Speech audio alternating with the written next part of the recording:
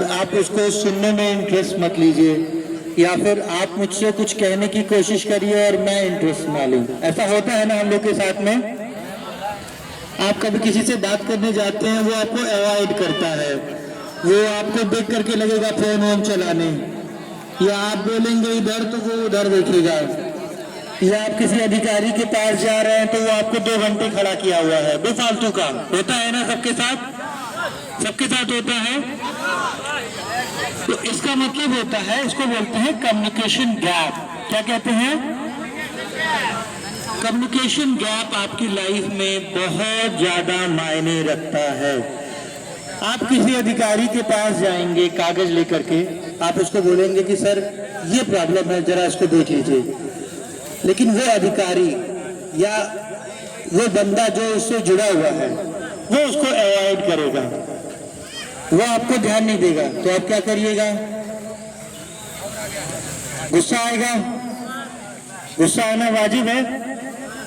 आप कहेंगे कि हमारे गांव में नाली खराब हो गया है, आप जाके उसको बोलिएगा, तो कहेगा ठीक है रुक दो हम देख लेंगे बाद में।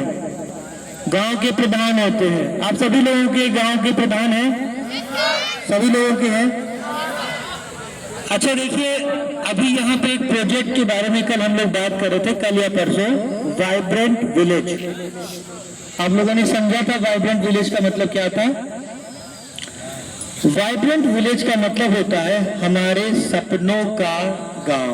क्या हो गया?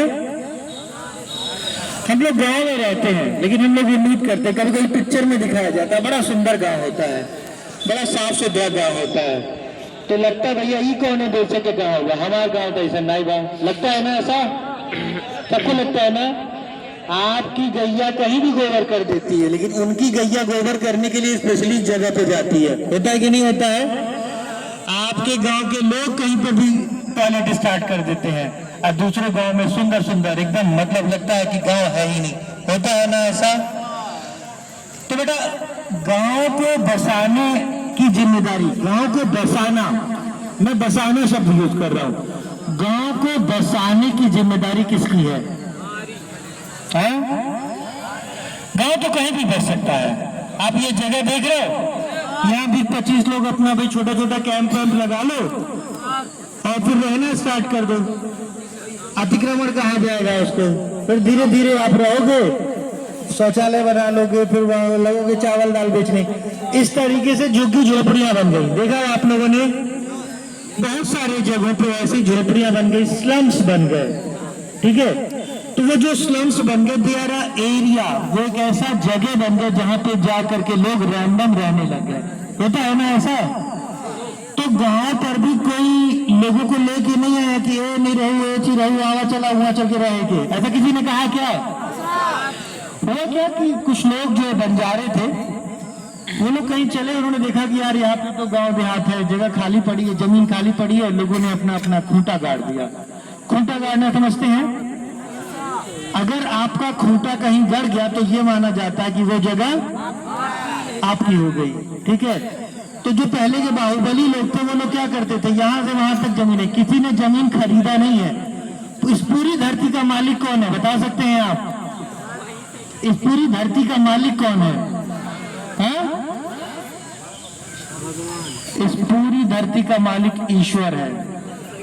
तो आप जमीन बेच किसको रहे हो? आप जमीन खरीद किससे रहे हो? जब पूरी धरती का मालिक ईश्वर है तो हम उस जमीन को कैसे बेच सकते हैं?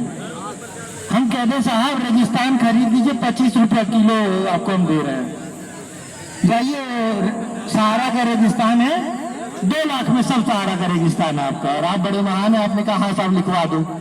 सहारा का रेगिस्तान लिखा पड़ी में इनके नाम पे बिक गया, हम 2 लाख रुपए लेके निकल गए। जाके सहारा के रेगिस्तान में रह पाएंगे? नहीं रह पाएंगे। एक बड़े होशियार थे, उन्होंने ताजमहल बेच दिया था, सुना है?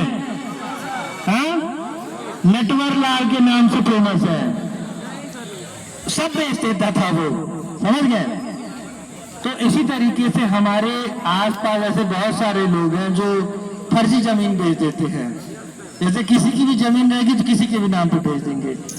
तो आप लोग अगर किसी गांव पे हैं तो आप अपने गांव को विकसित बनाना चाहते हैं, ऐसे कितने लोग हैं जो ये चाहते हैं कि मेरा गांव विकसित हो? प्लीज हाथ उठाइए।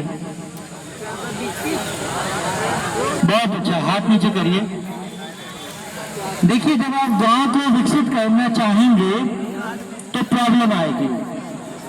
प्रॉब्लम क्या आएगी?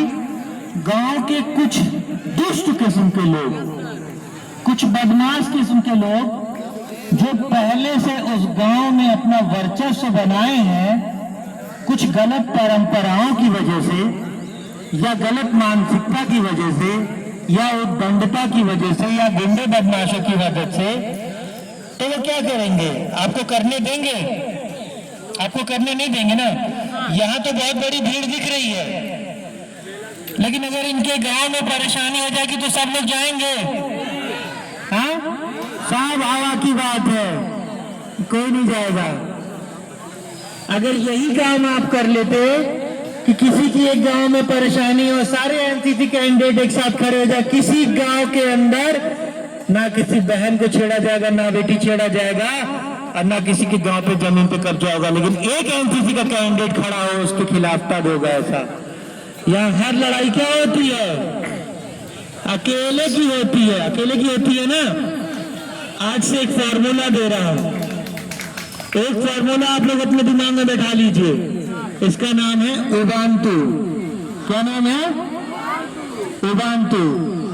उबांतु का मतलब I am because we are. क्या चीज है? I am because we are. हम सब हैं इसलिए मेरा अस्तित्व है। समझ में आ गया? अगर इनके साथ परेशान